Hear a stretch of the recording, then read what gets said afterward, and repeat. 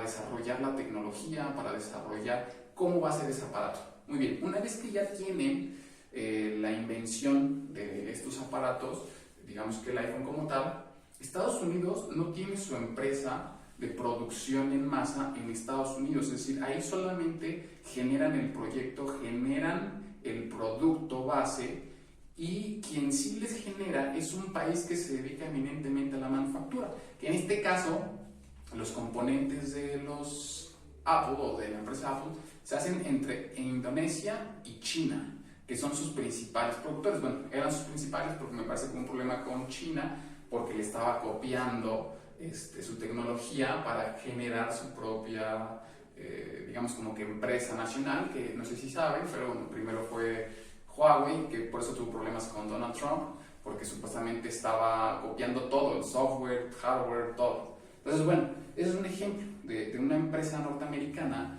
que representa lo que Robert Reich llama un sistema, un trabajo sistemático analítico, que es el desarrollo intelectual de tecnología, de ciencia, de todo lo que venga del intelecto, pero que no se aplica a la manufactura, es decir, Estados Unidos no lo hace.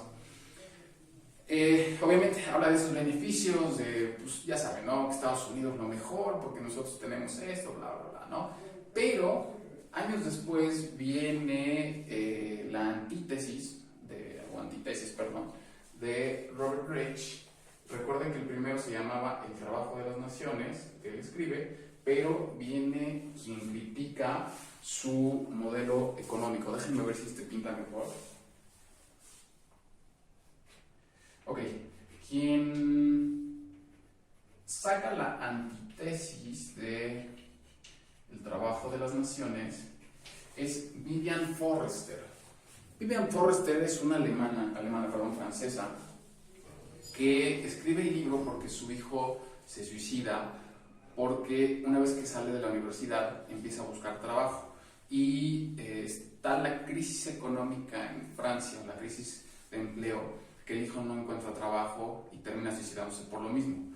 Y Francia tiene el mismo sistema neoliberalista, capitalista de Estados Unidos. Entonces Vivian Forrester escribe El horror económico, en donde ella hace una crítica tanto al trabajo de Robert Reich en cuanto a que alaba el sistema neoliberalista, y ella lo que hace es criticarlo. Es decir, ella empieza a narrar cómo es que en Francia, a pesar de ser una ciudad cosmopolita, aún tú te encuentras en las calles a gente que literal vive en la calle, que vive de las limosnas, que hay gente que no tiene hogar, hay gente o hay jóvenes que viven en la drogadicción, hay jóvenes que ni siquiera les gusta estudiar. O sea que el sistema neoliberalista que tanto alaba Robert Reich, Vivian Forrester, digamos que se lo tira abajo, porque incluso hace una comparación en los países tercermundistas o en vías de desarrollo, que como a pesar de que intentan implementar en sus países estas mismas políticas de desarrollo científico,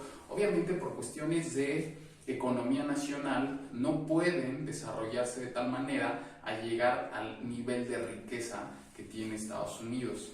Entonces, digamos que no solamente lo veía como Francia, lo ve en África. Hay muchos africanos que emigran hacia Francia porque en África todavía está peor la situación económica laboral, y ella básicamente lo que hace es decir: mira, Robert Reich, tu neoliberalismo que tanto aplaudes, tu riqueza que tanto presumes, aquí en Francia, que también somos un país neoliberalista, no está funcionando y nos está llevando a la pobreza. Estamos obteniendo jóvenes cada vez con menos capacidades, jóvenes que no producen, y estamos generando más pobreza de la que realmente, de la riqueza que realmente se decía que íbamos a lograr con esta implementación del neoliberalismo a escala mundial, es decir, de una economía global, ¿no? Entonces, pues bueno, no quiere decir que lo que yo les estoy comentando, que el neoliberalismo esté mal, sino simplemente yo les pongo sobre la mesa mi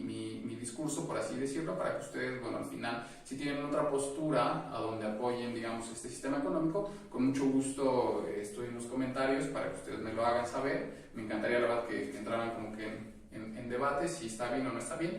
Y esto, véanlo en el punto de vista mexicano. Esta sí es una pregunta como de tarea. Me gustaría saber si consideran, si actualmente la economía de México está a nivel de competir con las economías de otros países. Otros países puede ser Estados Unidos, Canadá, europeos o incluso de Latinoamérica, es decir, Centroamérica y Sudamérica, ¿no? ¿Ustedes consideran que somos un país que nos hemos desarrollado bien económicamente? ¿Consideran que es un país que actualmente las políticas económicas son las correctas y que estamos pues yendo hacia adelante en lugar de ir hacia atrás, a pesar de que, bueno, sabemos que hay números que ha sacado el INEGI respecto del crecimiento económico? Independientemente de eso, bueno, espero sus comentarios. Esos comentarios me gustaría que lo hicieran en la libreta, que lo anotaran y obviamente lo envían igual como tarea en la plataforma, ¿no? Y bueno, ¿cómo se dan los acuerdos internacionales que derivan en tratados comerciales? Un ejemplo, el apenas firmado Tratado de Libre Comercio entre Estados Unidos, Canadá y México, el cual ya se estaba luchando hace tiempo. Recuerden que este Tratado de Libre Comercio viene desde Carlos Salinas de Gortari, que de hecho a la firma del Tratado de Comercio de América del Norte lo que genera es un descontento social en México, esto en 1994, lo cual termina con el levantamiento del EZLN, el Ejército Zapatista de Liberación Nacional, en Chiapas, en donde se reclamaba que esta apertura comercial que se había hecho entre estos tres países, lo que iba a generar es que los pobres se hiciesen más pobres. Y esto lo hace, este pronunciamiento lo hace el comandante Marcos de este ejército, ¿no? Entonces, bueno, ¿cuáles son las etapas de creación de un tratado internacional? Recuerden que los tratados internacionales son los acuerdos por escrito que se realizan entre dos o más países, ¿sale? Estos tratados, en pocas palabras, y si lo vemos así en términos coloquiales, pues es como un contrato en donde participan dos o más países para regular cómo va a ser el comercio, o a lo mejor cómo va a ser la migración, o cualquier otro punto que tenga que ver con diferentes países y que gustan llegar a un acuerdo, ¿sale?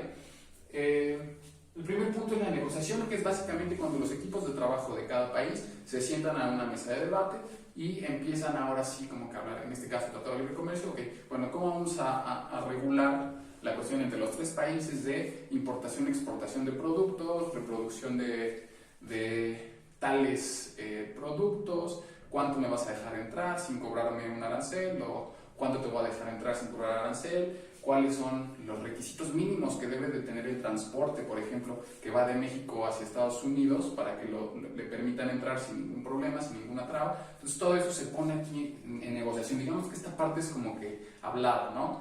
Entonces ya en la parte hablada, una vez que llegan a un acuerdo de que, ok, pues bueno, ya aquí todos nos pusimos de acuerdo cómo va a quedar, vamos a lo que es la adopción del texto. ¿Qué es la adopción del texto? Ahora sí, se fija por escrito los acuerdos a los que se llegaron, es decir, cómo se va a regular este tratado internacional, pero se dice adopción porque los tratados internacionales están regulados por algo, bueno, por una rama del derecho que es el derecho internacional público.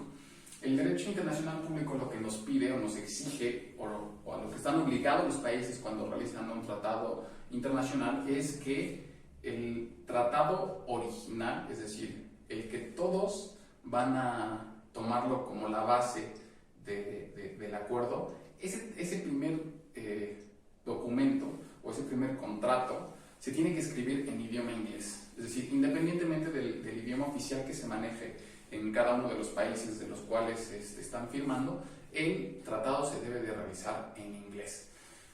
¿Por qué se tiene que realizar en inglés? Bueno, porque se considera que es como el idioma universal, el idioma más hablado, y por ende, entonces al escribirlo en ese idioma, todos vamos a entender y no le vamos a dar una interpretación diferente a la que puede que esté escrita en el tratado. ¿A qué me refiero? A que si hacemos un tratado internacional, uno en inglés, otro en español y otro en portugués, obviamente el que está en español yo lo voy a interpretar a mi manera, el que está en portugués, a lo mejor en Brasil o a lo mejor en Portugal lo van a interpretar a su manera, y el que está en inglés a su manera. Entonces hacen uno solo, que es el que se va a tomar como base para interpretar, que debe ser en idioma inglés. Independientemente de esa adopción del texto, que es así como que, bueno, ya en inglés, viene la otra parte que es la autenticación del texto. ¿Qué es la autenticación? Una vez que firman este tratado internacional en inglés, ahora sí se permite que cada país traduzca a la letra lo que está en ese tratado internacional. Es decir, México ya firmó el tratado internacional en inglés con Estados Unidos, pero este tratado internacional en inglés lo voy a autenticar o a traducir ya a mi idioma oficial nacional, que va a ser el español, ¿sale? Entonces ya ahí se permite que se haga la traducción, pero la traducción también tiene que ser vigilada por diferentes traductores oficiales que se imponen dentro de las mesas de trabajo como tal. ¿Para qué? Para que esa traducción quede tal cual, sin buscar otro sentido que se le quiera dar al tratado internacional, ¿sale? Y finalmente, después de la autenticación, es decir, cuando ya se ponen los idiomas oficiales de cada uno de los países, viene lo que es la manifestación del consentimiento. ¿Qué es la manifestación del consentimiento? Pues ya cuando la firma el presidente de la República. En este caso, en México, el único que puede firmar tratados internacionales es el presidente de la República. Pero si el presidente no quiere o no puede acudir a esa firma, lo que otorga es, digamos, un poder notarial, que no es un poder notarial como tal, pero es un poder que otorga el presidente a alguno de sus secretarios para que ese secretario vaya y firme el tratado internacional, que en este caso normalmente a quien se envía, si no va al presidente, es al secretario de Relaciones Exteriores por su labor como tal, ¿sale? Entonces, bueno, esa es la manera que se da la manifestación del consentimiento, que es la firma del presidente o la firma del autorizado él. Obviamente el que va a firmar tiene que llegar con ese documento, es decir, si va el secretario actual, Marcelo Ebrard, perdón, a firmar a Estados Unidos, tiene que llegar con el documento, obviamente firmado por el presidente, donde le autoriza a hacer la firma o aceptar el tratado internacional. Pero no queda ahí. Los tratados internacionales en México, una vez que son firmados por el presidente, para que entren en vigor en México, deben de tener la aprobación del Senado. Es decir, ya una vez que la firmó y que ahora sí como que ya todos contentos, no, queda la traba de que regresa el presidente o el secretario a México y lo que hace es ponerlo a encuesta del Senado si consideran que se debe aprobar o no se puede aprobar ese tratado internacional. Entonces el Senado al final autoriza o aprueba la firma de ese tratado internacional, que en términos de derecho internacional público no importa, o sea, si el presidente va y lo firma, a los demás países le va a valer un cacahuate si su Senado la aprobó o no, porque el derecho internacional público es diferente al derecho nacional. Entonces, si llega aquí el presidente con el Senado y el Senado dice, ¿sabes qué? Yo lo voy a aprobar, a los demás países no les va a importar absolutamente nada si es que se lo aprobaron o no, ¿sale? Entonces, pues bueno, en cuanto a la tarea de tratados internacionales, les voy a pedir de favor que busquen 5 tratados internacionales en los que haya firmado México y en qué consisten esos tratados internacionales, ¿sale? Entonces, bueno, eso es todo por estas clases de esta semana y nos estamos viendo la próxima semana. Espero que estén muy bien y sigan las recomendaciones de no salir de casa y toda esa situación, ¿sale? Pues cuídense mucho y que estén bien. Bye.